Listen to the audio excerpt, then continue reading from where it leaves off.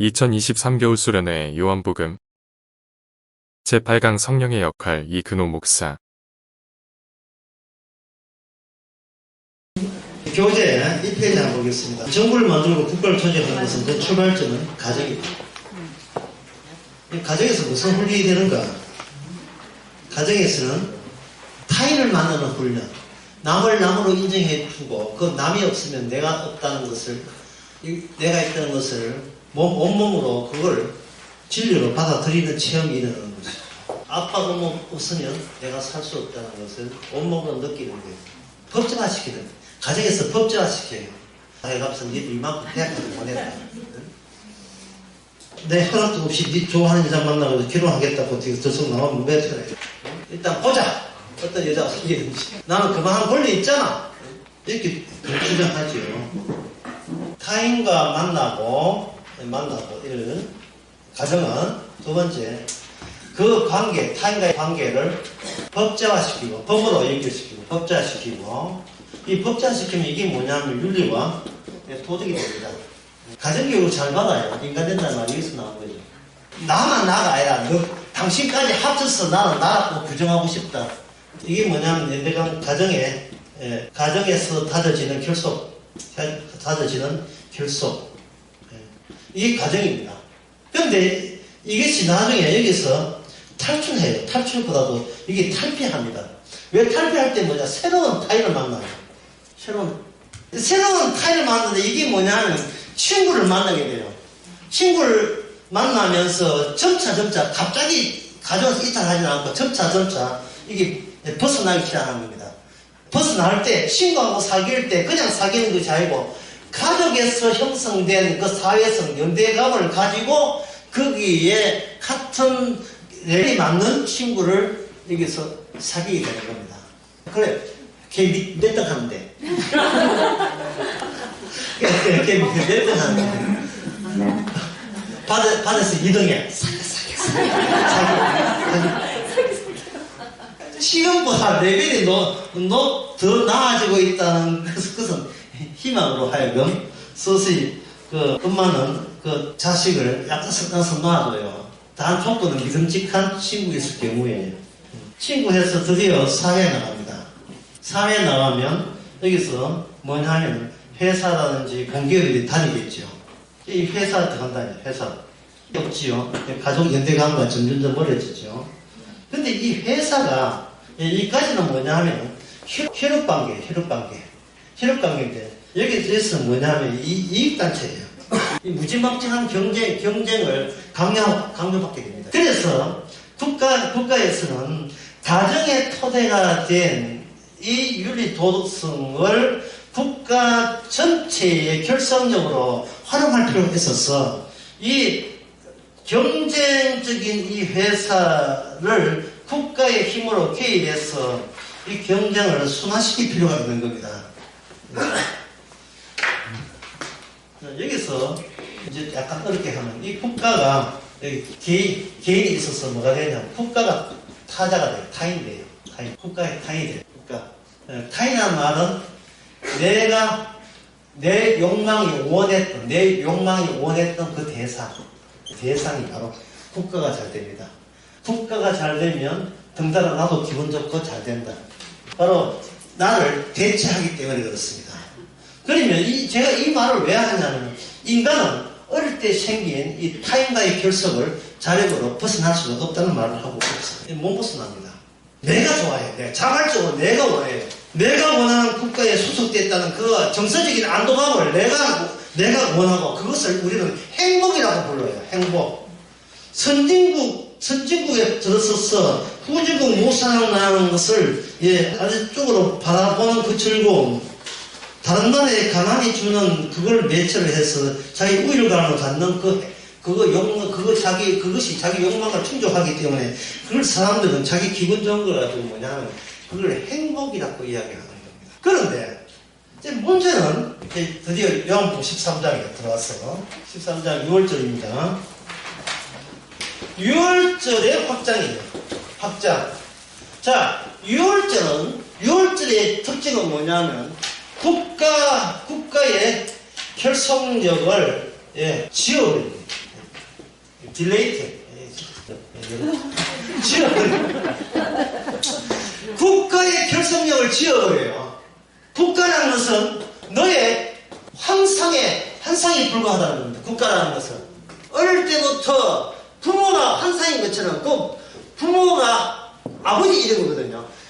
이제 커서는 국가가 나의 아버지가 되는 거예요. 국가가 나의 아버지, 나의 이상형이 되는 거예요. 아버지의 품 안에서 나는 안정감을 느끼는 겁니다. 내가 아버지를 신뢰하는 것처럼 커서는 국가를 신뢰하는 거예요. 그래서 국가의 특징은 뭐냐? 특징은 보수적입니다.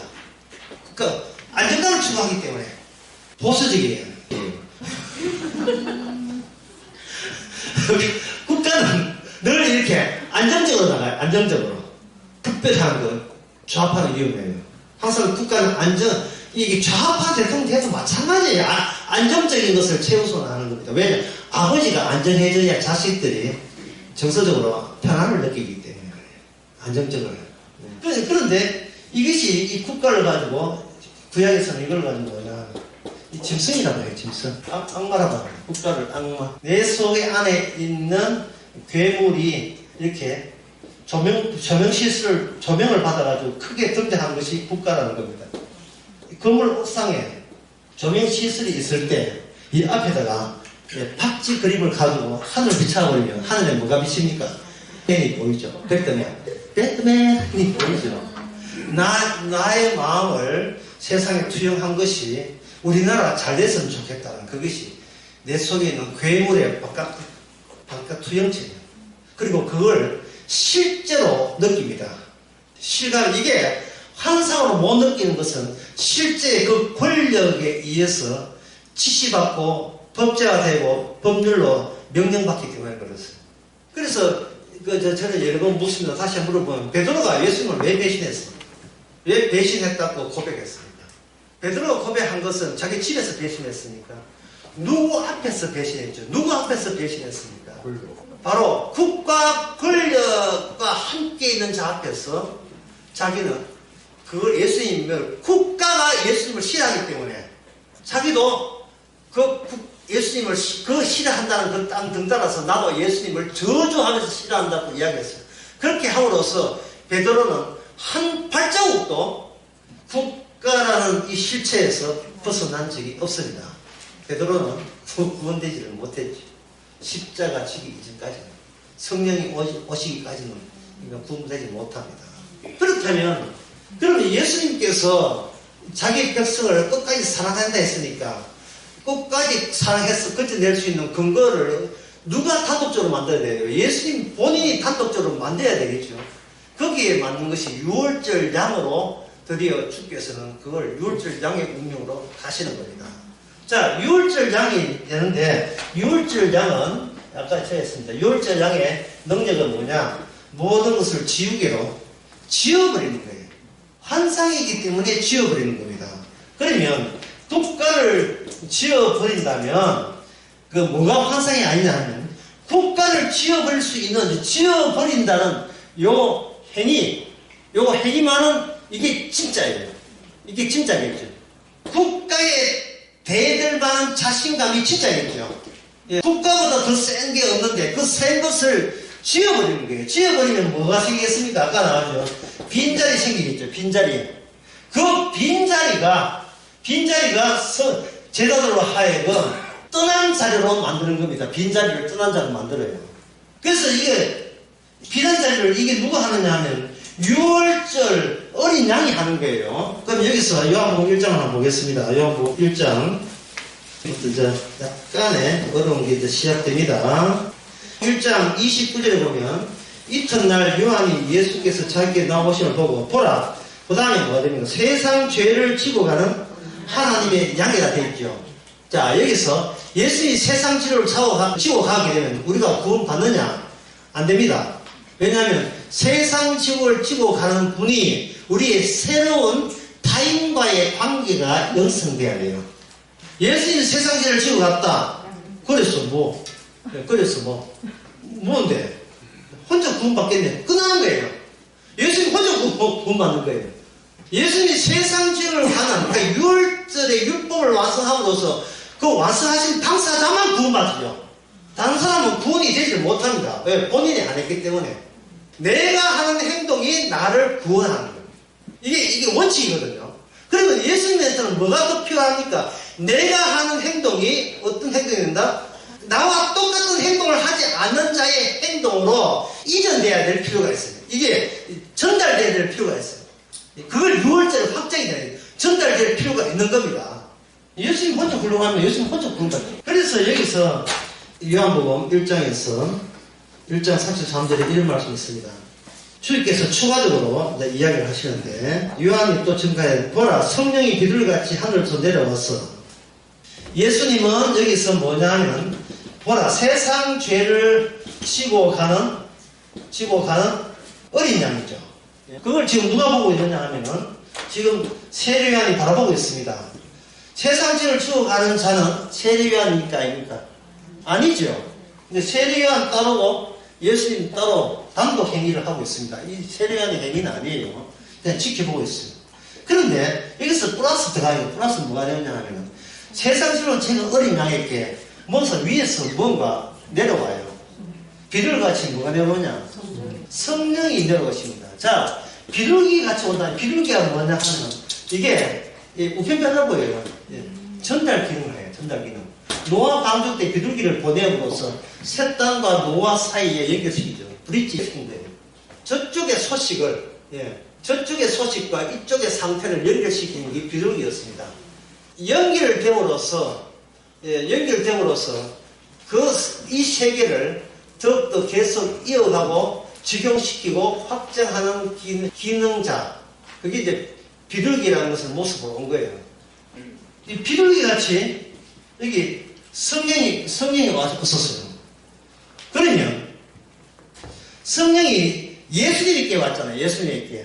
성령이 지금 세례요한한테 왔으니까 안 왔어요. 예수님께 왔죠. 그러면 여기서 이렇게 이제 중요한 거 물어보겠습니다. 성령이 왔을 때 성령의 주도권이 있습니까? 예수님께 주도권이 있습니까? 성령이 주도권을 갖고 있어요. 성령이. 예수님께 성령이 주도권을 갖고 있는 겁니다. 그 예수님이 성령의 주도권이 있고 예수님은 세상 죄를 지고 가고 있고 그러면 성령이 임해야 되는데 여기서 뭐라고 하나님께서 이야기하냐면 성령이 임했다. 그걸로 끝나는 게 아니고 또 추가적으로 하나 더 나옵니다. 1. 예수님이 세상에 지고 간다. 2번째 성령이 비둘기같이 임해서 하나 아버지의 사명을 예수님이 홀로 감당하고 있다. 3번째 뭐냐면 성령을 받은 그분이 그 다음에 남들에게 뭐를 주느냐 하면은 성령으로 세례를 주실 분이라는 지시를 받게 돼요. 이것이 바로 33절에 나옵니다. 그가 성령으로 세례를 주시는 분이라는 말이에요. 성령을 주시는 분이에요. 지금 이 세 가지 아버지께서 성령 보내시고 예수님 왔다. 그러면 아버지 성령 예수님이죠. 여기 인간 끼입니까? 인간 끼지 않습니까? 인간은 완전히 배제되는 거예요. 그래서 혈통으로 육으로 나지 않고 오직 하나님의 뜻으로만 나는데 그 뜻이 뭐냐? 이 세 가지 모습으로 등장하는 겁니다. 예수님께서 성령 보내시고 성령께서 예수님 보내시고 예수님이 성령을 보내시는 거예요. 그러면 여기서 폭포가 예를 들면 폭포가 이중 폭포입니다. 한 번 떨어지고 또 떨어지고 한 번 예수님께 떨어지고 예수님이 떨어진 그것이 또 떨어지는 거예요. 그런데 또 떨어질 때에 예수님이 성령이 예수님께 오잖아요. 예수님께서 다 어린 양을 다 이루게 되면 예수님께서 어느 자리에 가느냐 하면 주도권을 가진 성령의 자리로 옮겨가가지고 예수님께서 오른손 주님 하나님의 오른손 하나님의 언약을 이루는 지점 장소 이게 오른쪽이에요. 왼쪽이 아니고 오른쪽이에요. 하나님의 오른쪽에 언약을 달성하신 분에게 성령을 세례를 주는 이름을 맡겨버립니다. 그럼 그렇게 된다면 이미 이거는 완성된 상태예요. 세상 죄를 지었다는 게 완성된 상태예요. 그러면 성령을 세례받았다 하면 우리가 추가할 게 있습니까? 없습니까?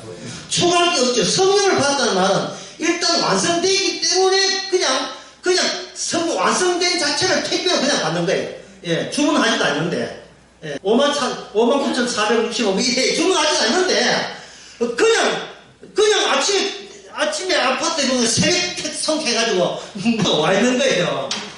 열어보니까 그 모습은 성령 안에 들어보니까 세상 제일 지난 어린 양 지우개 우리의 권력을 다 지워버리는 나까지 다 지워버리는 그러한 힘이 스물로 받는 겁니다. 주님이 떠난 자리가 찾아오게 되면 내 있는 자리가 점점 더 희미해지는 존재감이 사라지면서 내가 있던 사람이 없는 존재로 전환되죠. 그럼 나는 어디느냐? 내가 떠남으로써 내가 새로운 내가 되는 거예요. 새로운 나가. 주님 안에서의 나로 가는 겁니다. 그게 바로 뭐냐면 인간이 뚫을 수 없는 인간이 본래의 자리로 돌아가는 겁니다. 그 본래의 자리를 창세기 1장에서는 그걸 뭐라고 하냐면은 그것을 하나님의 형상으로 된 거예요. 형상. 자, 인간은 흙으로 만들었죠. 예, 흙이 인간일까요? 하나님의 형상이 인간일까요? 하나님의 형상이 인간이다. 그 가장 모델적이고 최초의 인간다운 인간은 형상 그 자체이신 예수님이 두 번째 아담에 대해서 새로운 인간의 시작이 되는 겁니다. 그 모순이 예수님에 의해서 마지막 아담의 모순에서 하나님께서 비로소 인간이다고 이야기할 수 있어요. 형상, 하나님의 형상대로 만들었기 때문에 그 형상은 그대로 있어줘야 인간이고 형상 빠지면 그냥 흙덩어리에 불과합니다. 흙의 조형물에 불과하고 우상에 불과하죠. 그래서 이렇게 보게 되면 뭐냐, 세상의 모든 것은 흙으로 만들어진 하나의 우상이고 환상이고 가상들이에요. 마치 진시황 때 죽었을 때에 10만 명의 군대가 진시황 무덤을 지켜들었습니다. 그게 사람일까요? 흙일까요? 흙입니다.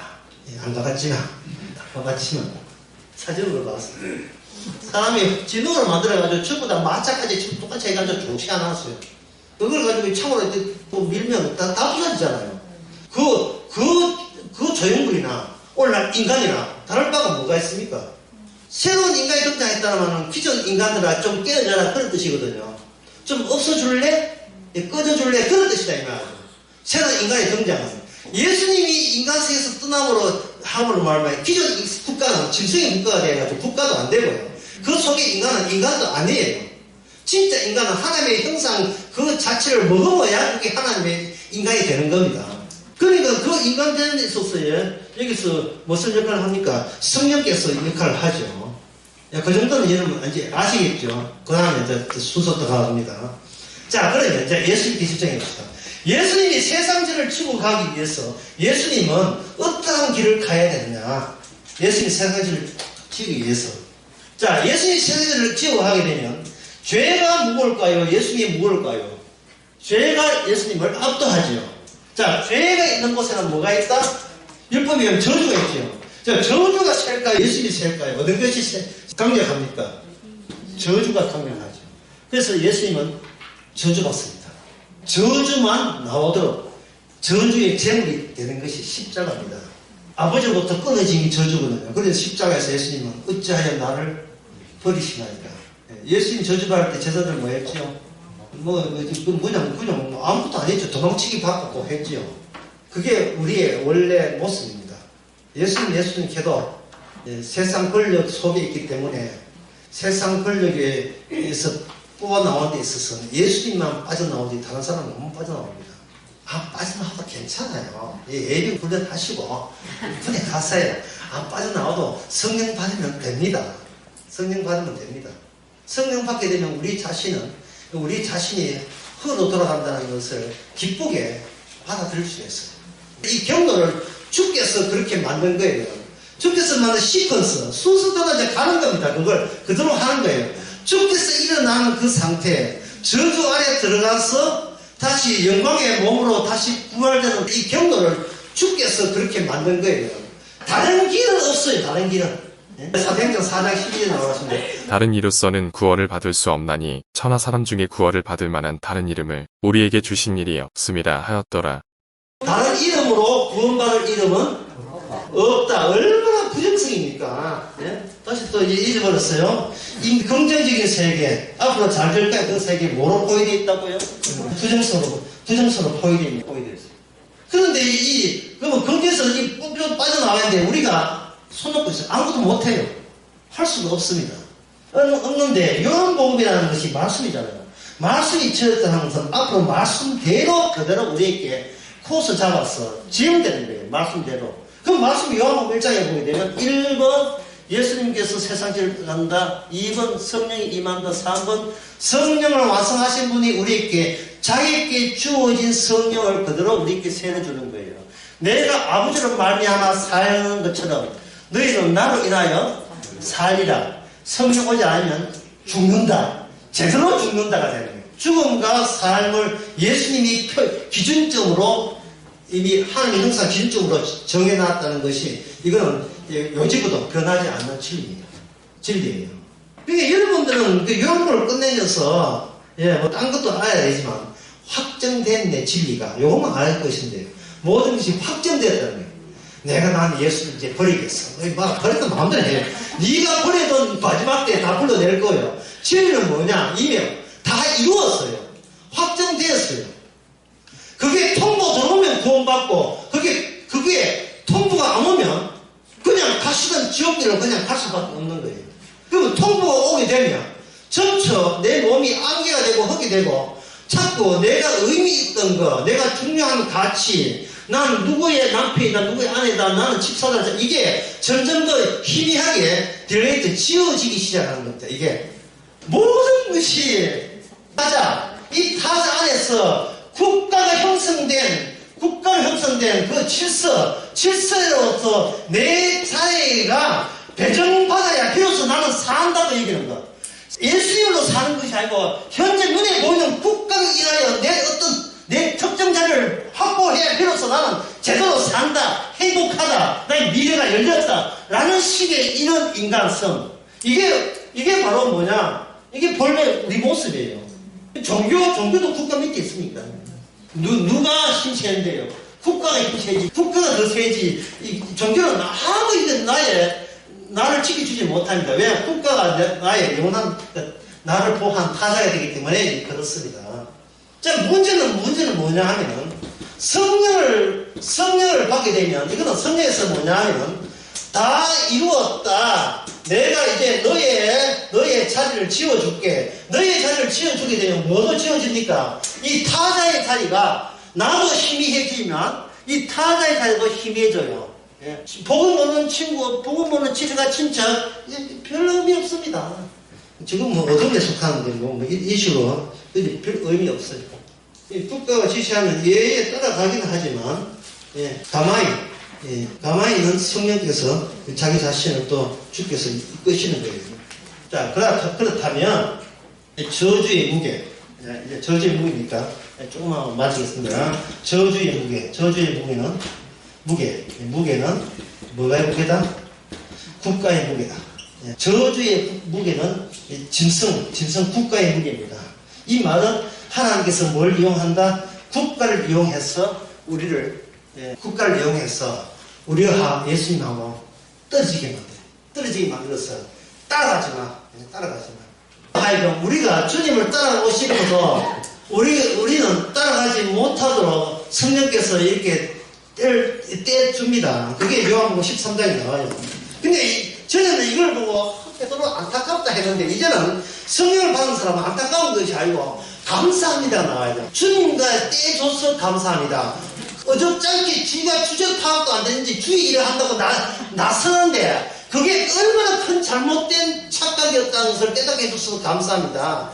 나는 죄송하면 뜨개나 보면 된다. 굿이나 보고 뜨개나 보면 된다. 그런 자유를 하늘 주셔서 감사합니다. 이러는 거예요. 그 요한복음 13장에 보면 베드로가 가로되 주여 내가 지금은 어찌하여 따를 수 없나이까 주를 위하여 내 목숨을 버리겠나이다.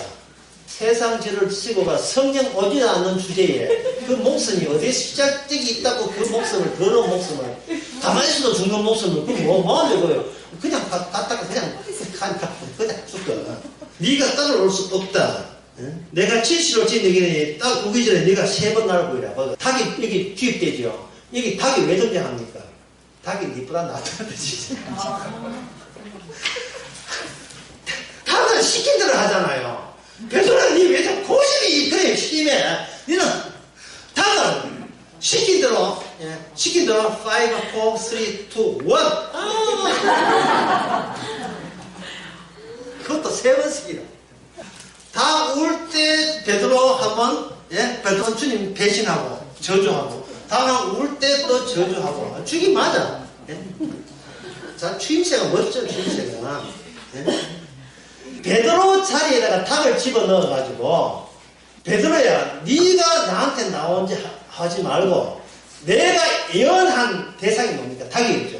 닭이 하는 그 행위가 바로 네가 나를 떠나서 나와 결별하는 것도 이미 예상한 나의 뜻이라는 것을 베드로에게 각인시키죠.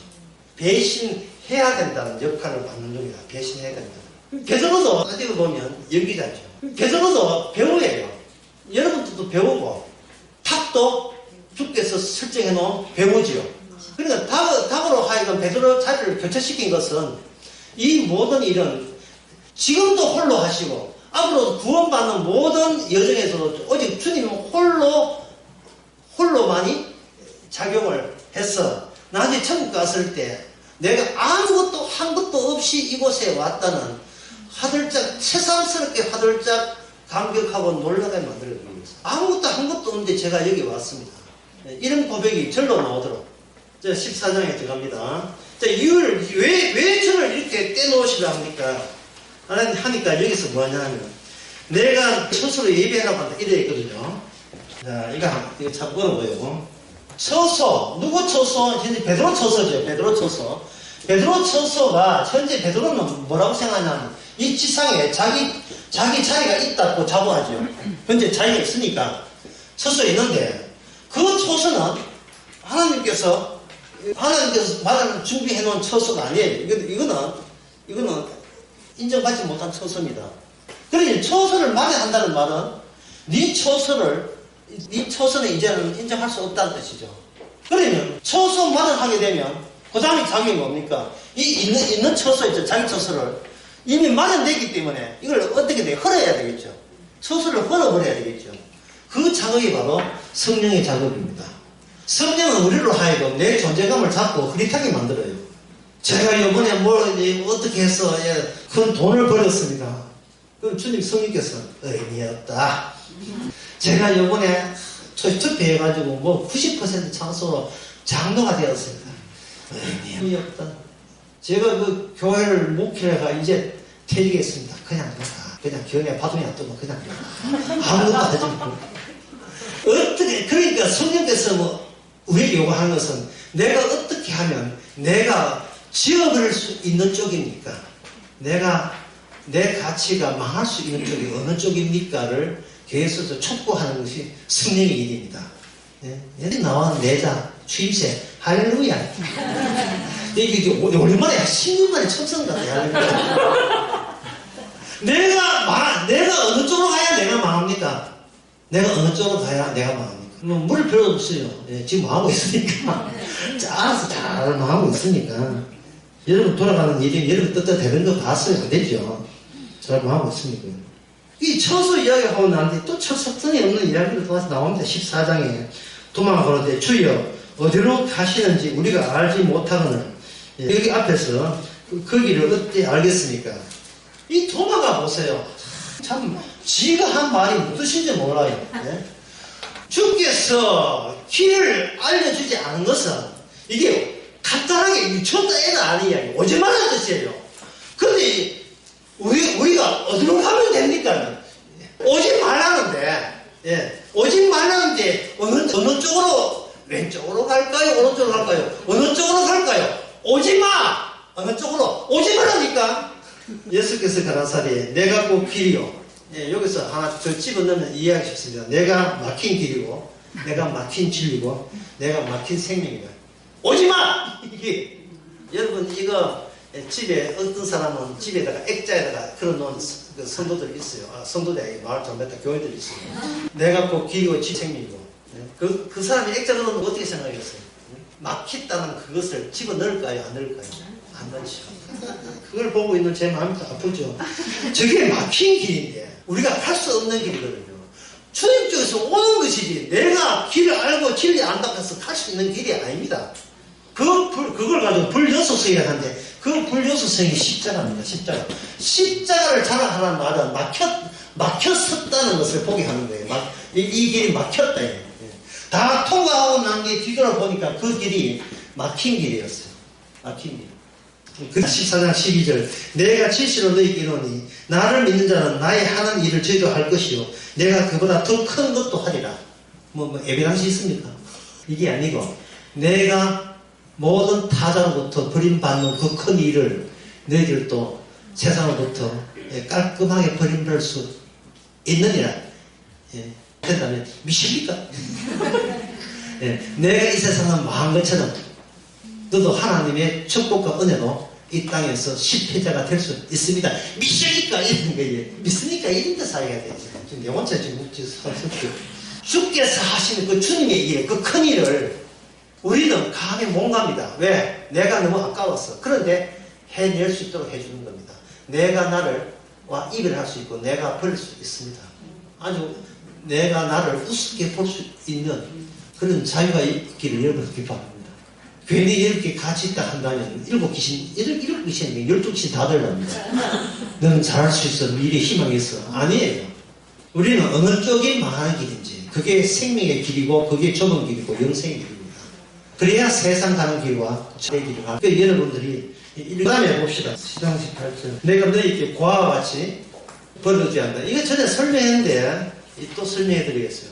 고아와 같이 버려주지 않지요. 버려두면 어떻게 하시려고 이게 문제인 거예요.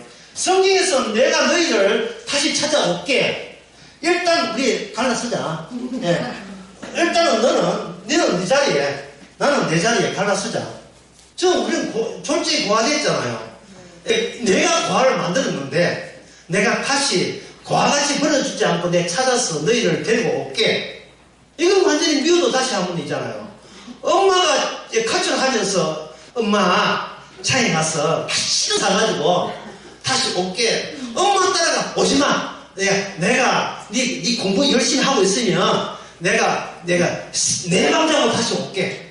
내 맘 잡고 끝하면 애가 또 연기가 좋아하더라고. 엄마 하고 또 우리 자꾸 붙들어야 돼요. 그래야 감독이 같이 되니까. 그것도 잘해요. 그렇게 잘하는 그런 아이 있었어요. 연기 잘하고. 다시 한번 여러분 태어나기 전에 전화했어요. 좋은 사람. 다시 어떻게 해도 안 왔어요. 안 옵니다. 이제 안 오면 어떻게 할 거냐. 주님께서는 지금 제자들에게 믿음이 있습니까? 없습니다. 믿음이 없지요.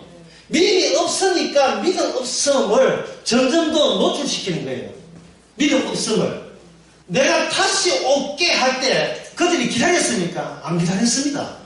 왜? 믿음이 없기 때문에. 믿음이 없기 때문에 헤어져야 됐고 그 헤어진 불륜수성을 메꾸는 것은 그들이 믿음으로 메꾸는 것이 아니고 주님께서 성령으로 그들을 사로잡습니다. 그러면 다음 같은 경우를 생겨요. 자, 중요한 경우인데 주님을 기다렸더니만 주님과 재했다. 이런 인간을 주께서는 죽여버립니다. 죽여버립니다. 내 식대로 사는데 주님이 자기에게 한 약속대로 그와 같이 버려두지 않고 찾아왔다. 이들이 바로 천국 백성입니다. 그래서 제자들은 요한복음에서 말하기를 예수님이 죽고 부활한 뒤에 주의 모든 말씀이 주께서 친히 이랬다는 사실을 성령 오고 난 뒤에 알아요. 성령 오고 난 뒤에. 그러면 예수님께 성령 오기 전까지는 끝까지 그들에게 그들 쪽에서 주님을 다가오는 모든 그 다리를 다 지어버리게 되는 겁니다. 다 지어버리게 돼요. 왜냐하면 사랑이라는 것은 사랑을 기다리는 자를 사랑하는 것이 아니고 그들에게 사랑이 끝났을 때 비로소 사랑이 시작되거든요. 심지어 인간들도 그래요. 사랑할 때는 사랑이라고 우기지만 사랑이 아니고 사실은 자기 투자해놓고 투자에 그 결실을 상대방에게 뽑아내려 하는 것이 흔히 사랑이라는 말로 이야기해요. 결혼하는 사람 잘 알아들었어요. 투자해놓고 투자에 걸맞는 내가 예상한 결과를 뽑아내려 할 때 사랑입니다. 그런데 그 사랑이 아닌 것이 사랑이라고 우기면서 그것이 그 수명이 다 됐을 때, 그게 끝났을 때, 비로소 아무것도 안 나를 사랑해주는 사랑이 비로소 보이죠. 근데 인간은 둘 다 둘 다 주님이 아니고 둘 다 인간이기 때문에 한쪽이 사랑에 끊어져야 되면 한쪽이 삐질 때 사랑하게 되면 또 삐진 채로 또 하면 또 용서해줄까? 또 이래 돼요. 그러니까 인간은 똑같이 산 경우는 인간에게는 단 한 경우도 생기지를 않습니다. 한쪽이 쉬면 한쪽은 열나고 열심히 내고 한쪽이 열심히 끊어지면 또 한쪽이 시작되고 그런 겁니다.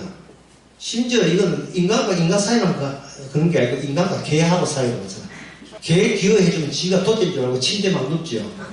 막 매하고 쫓아내면 그때는 킹킹 밖에 나가지고 사랑해달라고 하잖아. 얘는 인간이네. 저도 똑같이. 주께서는 철저하게 기다린 보람으로 구원받는 경우를 생기지 않도록 하고. 그러니까 이 도화지 벌어주지 않는다는 사실은 그들이 기다려봤자 소용없어요. 기다리면 오지 않고 안 기다리면 오시는 거예요. 그러니까 이거는 뭐냐면 철저하게 예수님이 이루는 그 모든 시커스 순서에 인간의 요소가 조금 더 섞이면 안 돼요. 왜냐하면 홀로 다 이루어야 하기 때문에 그렇습니다. 왜 그러냐? 인간은 추방된 자이고 쫓겨난 자이기 때문에 죄수에게 어떤 걸 기대를 안 해요. 우리는 딱 성의를 표시하려 하는데 그러지 마세요. 죄수는 죄수다워야 돼요. 그래야 예수님의 유월절 어린 양이 빛이 납니다. 물론 우리는 그러한 자부심이 그런 용기가 없어서 그래요. 그래서 주님께서는 찾아오시는데 보혜사 곧 아버지께서 내 이름으로 보내실 성령 그가 너희에게 모든 것을 가르치시고 내가 너희에게 말한 모든 것을 생각나게 하시리라. 26일에 보혜사가 등장하죠. 제가 14장을 제가 이렇게 집중적으로 하는 이유는 그 다음에 15장, 16장, 17장, 그 다음에 18장은 14장 안에 다 들어있는 거예요. 다 들어있어요. 이게 뭐냐 하면은 이거예요. 너희가 내게로 오는 방법은 내가 던진 밧줄, 이 밧줄이 뭐겠습니까? 보혜사. 내가 던진 다 이루었다가 매겨져 있는 성령 없이는 너희가 절대로 내게로 올 수가 없다. 그리고 내게로 왔을 때 내가 너희께 준 모든 말씀이 다 이루었다는 것을 체험하면서 오느라 체험하면서 주의 말씀대로만 진행되어서 가는 것이 천국이구나 하는 것을 말씀대로 밟아서 오는 거예요. 사건이 저를 밟고 오시니까 내가 가는 거야. 사건이 저를 밟고 성령께서 인도한 대로 가는 곳마다 골짜기마다 주께서 이런 말씀 남겼구나. 왼쪽 그러니까 주께서 이런 말씀 남겼구나. 이건 요한복음 13장이네. 요한복음 14장이네. 하여튼 모든 것이 말씀대로 되어지는 것을 늘 이렇게 느끼면서 살아가야 돼요. 그 성도가 성령께서 땡기면 그렇게 땡기는 쪽쪽 가는 곳마다 하나님의 말씀 속을 통과하는 방식으로 우리가 구원받는 겁니다. 그러면 이 말씀도 주님이 이루었고 저 말씀도 주님이 이루었고 그럼 내가 한 것은 없지요. 나는 지워져야 되니까. 내 말씀 지워져야 돼. 그것이 요한복음 17장 24절 아버지가 내게 주신 자로 나 있는 곳에 너희와 함께 있어 아버지께서 창세부터 나를 사랑하심으로 그 사랑에 주께서 찾으시기 드디어 창세 전으로 되돌립니다. 다시 묻습니다. 창세 전에 우리가 있었습니까? 없었습니까? 정답입니다. 나라는 없었어요. 그러면 주께서 없는 나를 예수님이 새롭게 만드신 겁니다. 없는 나를. 근데 지금은 같이 중첩되었어요. 내가 알고 있는 나와 주께서 만드는 나와 같이 있거든요. 그러면 주께서 성령께서 내가 아는 나와 육의 나와 여기 주께서 영의 나를 우리 안에서 어떻게 하냐 헤어지고 점점 이별되게 하는 거예요. 이게 이제 주일날 설명하는데 요것만 하고 오늘까지 마치겠습니다. 우리에게 성령 오게 되면 내 내부가 내 현재 자 또는 주체와 이게 간격이 벌어져요. 간격이 벌어지면서 홀려서 주께서 준비한 나가 따로 있죠. 이거는 말씀대로 다 이루었다의 나예요. 여기서 성령이 계속 일하시면 나는 불연속적이니까 육의 나는 영의 나를 믿을 수 없으니까 계속해서 후패하고 섰고 육적이고 세속적이고 감정적인 쪽으로 가겠죠. 가게 되면 영의 나와 점점 더 간격이 벌어지겠죠. 벌어지니까 이 벌어진 만큼 이게 뭐냐면 이걸 건너가는 것은 오직 하나님의 은혜의 공로만 큰 자리를 차지하게 되는 겁니다. 내가 나 된 것은 주께서 이렇게 하게 하셨던 겁니다. 그래서 나오는 고백이 뭐냐 어떻게 나다나에게 고백한 것 똑같은 고백이에요. 어떻게 저를 찾아오셨습니까? 나이 갈수록 나이 70이 되고 80이 되고 어떻게 나 같은 허물어져야 될 나를 이렇게 구원하셨습니까? 왜 그런 고백이 나오냐면 자기 내부에 이 간격이 큰 간격이 보이기 때문에 그리고 주께서 준비한 게 보이기 때문에 너무 좋아서 그런 고백을 하는 거예요. 어떻게 이 돈만 알고 이렇게 자기는 내 자존심밖에 모르는 나를 이렇게 구원했습니까? 그것이 날마다 그것이 전가되기를 바랍니다.